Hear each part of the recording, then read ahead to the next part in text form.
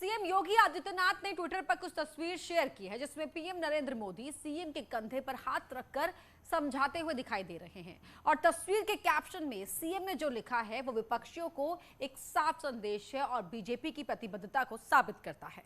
कुल मिलाकर सीएम योगी आदित्यनाथ तस्वीर शेयर की है, उसके मायने काफी अहम है।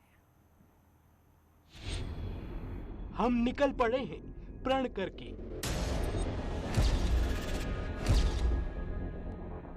अपना तन मन अर्पण करके।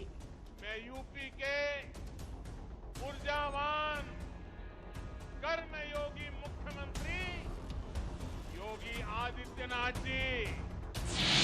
जिद है एक सूर्य उगाना है,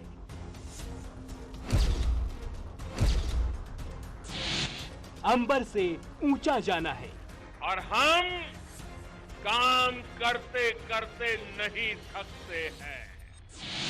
एक भारत नया बनाना है।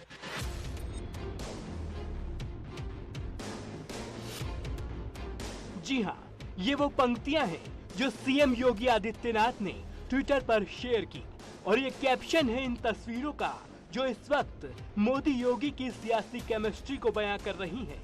तस्वीरों में आप देख सकते हैं पीएम मोदी सीएम योगी आदित्यनाथ के कंधे पर हाथ रखकर कदम ताल कर रहे हैं और इस बीच गंभीर चर्चा होते हुए भी दिखाई दे रही है। उस वक्त पीएम और सीएम के बीच क्या मंत्रणा हो रही थी, इस बात का तो सिर्फ अंदाजा ही लगाया जा सकता है, लेकिन एक जो बात दावे के साथ कही जा सकती है वो ये है कि यूपी की सियासी दीवार पर ये तस्वीर एक अमिट छाप छोड़ गई है। तस्वीर से बीजेपी के आला कमान से लेकर कार्यकर्ताओं को साफ संदेश है कि मोदी योगी की केमिस्ट्री 2022 की परीक्षा में नए मिश्रण के साथ दिखाई देगी और ये तस्वीरें साबित करती हैं कि सीएम के तौर पर पीएम मोदी योगी आदित्यनाथ पर कितना भरोसा करते हैं और यही वजह है कि पीएम हर मंच से योगी की तारीफ करते नहीं थकते। यूपी का एक क्षेत्र तो माफियावाद और यहां के नागरिकों को गरीबी के हवाले कर दिया गया था। मुझे खुशी है कि आज यही क्षेत्र विकास का एक नया अध्याय लिख रहा है। पीएम मोदी की नजर में यूपी सीएम की तस्वीर एक कर्मयोगी की है और वो यूपी के विकास का पूरा श्रेय सूबे के सीएम को ही देते हैं। वो हर मंच से बताते हैं कि पिछली सरकार की तुलना में योगी सरकार ने कितना अच्छा काम किया है और क्या बदलाव आए हैं। इस कटु सत्य को कोई भुला नहीं सकता है कि वो उत्तर प्रदेश को लूटकर नहीं थकते थे और हम काम करते करते नहीं थकते हैं। पीएम पूर्वांचल में हो या बुंदेलखंड में, यूपी के हर कोने में सीएम के काम की तारीफ करते हैं और अब सीएम ने एक ऐसी तस्वीर साझा की है जो विकास की परछाई के तौर पर देखी जा रही है। विपक्षियों में बौखलाहट है, हलचल है, तो बीजेपी के लिए ये सिर्फ एक तस्वीर नहीं बल्कि आगे की रणनीति मानी जा सकती है। सीएम योगी इससे पहले भी पीएम के नेतृत्व की तारीफ कर चुके हैं और उनकी अगुवाई को ही विकास की नींव बताते हैं।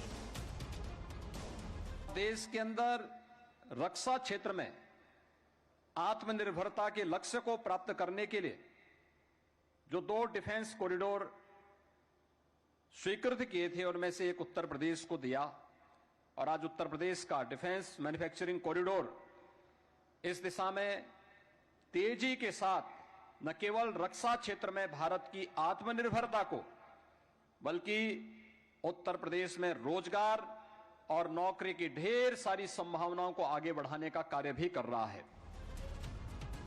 जाहिर है मोदी योगी की जोड़ी का दूसरा नाम डबल इंजन की सरकार से सूबे की तरक्की माना जाने लगा है और अब पीएम और सीएम की तस्वीर के मायने भी यही हैं कि मिशन 2022 के लिए मोदी योगी की जोड़ी राम लक्ष्मण की तरह सियासी समर में उतरेगी और इसका प्रभाव क्या और कितना होगा, ये तो आने वाला वक्त ही तय करेगा।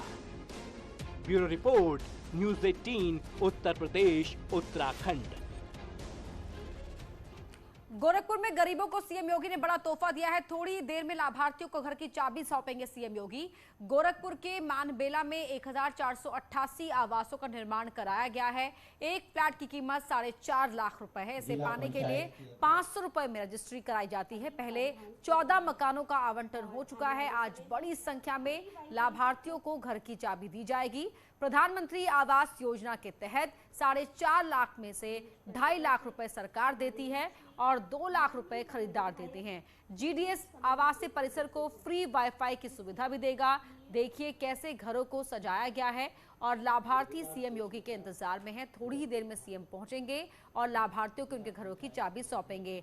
दो तस्वीरें आपके टीवी स्क्रीन पर हैं। जो सजे हुए घर आप देख रहे हैं, जिन्हें लाइट्स लगाकर सजाया गया है, ये वो घर हैं जिनको मिलेंगे। वो आप दूसरी तस्वीर में उन लोगों को देख पा रहे हैं। इन लोगों को प्रधानमंत्री आवास योजना के तहत इन सजे सवरे घरों को सौंपा जाएगा। इन घरों की चाबी थोड़ी देर में मुख्यमंत्री योगी सौंपेंगे।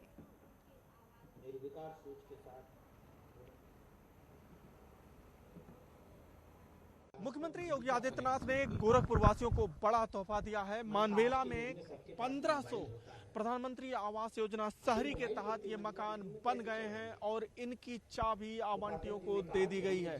अब इन 1500 मकानों में जो आवंटी हैं, अब वो यहाँ पे आके रहेंगे। आवंटियों को जो चाबी मिली है वो चाबी लेकर यहाँ पे दिखा रहे हैं और बेहद आज इनके लिए खुशी का दिन है। कितने खुशी के दिन है आज? बहुत ज़्यादा खुशी के दिन है सर, में बहुत ज़्यादा खुशी के दिन है आज के दिन।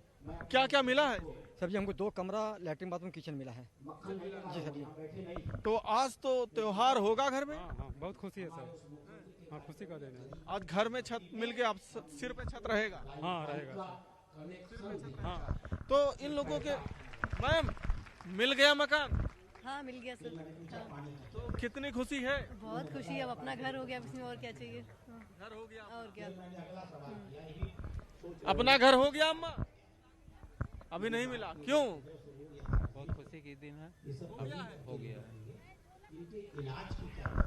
तो यहाँ पे जिन लोगों को मकान मिला वो बेहद खुश हैं और लोगों का ये साफ कहना है कि अब उनके सिर पे एक छत हो गया। अब वो यहाँ पे रहेंगे, किराए के मकान में नहीं रहेंगे और इसके लिए वो हाल ही में हिमाचल प्रदेश भारत का पहला ऐसा राज्य बन गया है जिसने अपनी 100% योग्य आबादी को कोविड-19 टीके की पहली खुराक लगा दी है।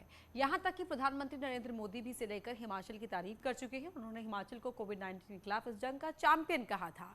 जी हां, हिमाचल एक छोटा राज्य है, लेकिन यहाँ कुछ बेहद दुर्गम पहाड़ और रास्ते मौजूद हैं। तो आखिरकार हिमाचल प्रदेश ने ये कामयाबी कैसे हासिल की? टीकाकरण को लेकर नेटवर्क 18 और फेडरल बैंक की जागरूकता मुहिम संजीवनी और शॉर्ट ऑफ लाइफ आप तक लाया है हिमाचल की इसी कामयाबी से जुड़ी कहानी।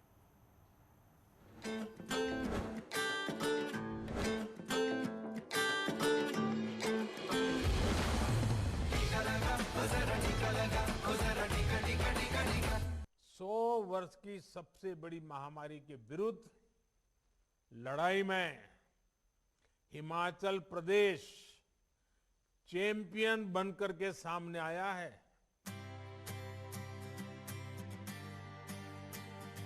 जब बात आती है कोविड-19 टीकाकरण की, तो हिमाचल प्रदेश ने सभी जरूरी काम तय नियम के मुताबिक किए। तो आखिरकार इन राज्यों ने कौन सा सही तरीका अपनाया? हम सभी हिमाचल प्रदेश से क्या सीख सकते हैं? We had worked very hard in the tribal districts because because of upcoming winters, we were planning that we have to finish the second dose over there. So the vaccine allocation at the state level was done towards this tribal districts. The vaccine was shifted as per their estimated requirements, and population was vaccinated at the earliest. As overall, talking about the state for pace of vaccination, our monitoring part is very strict on our side, because from the top end, maybe it's the Honorable Chief Minister or the Health Minister, at the level of Chief Secretary, they are monitoring it on a weekly basis. The updates are going with them and they are reviewing it with all the Deputy Commissioners. With this, we had a help from other departments also for basically for the mobilization of the beneficiaries who are due for vaccination. last question to you. So I know every state is different, but if you had to, give a few tips as to what should every state be doing, which is applicable there, what the best practices with Himachal has implemented, what would they be? First of all, I would say you should have a good mechanism of monitoring the any program. Secondly, the support of the beneficiary. I mean the service takers. I would say that really depends a lot on them. There should be transparency. There should be transparency. You should not. You should tell them everything, that whatever it is there, and people accept it.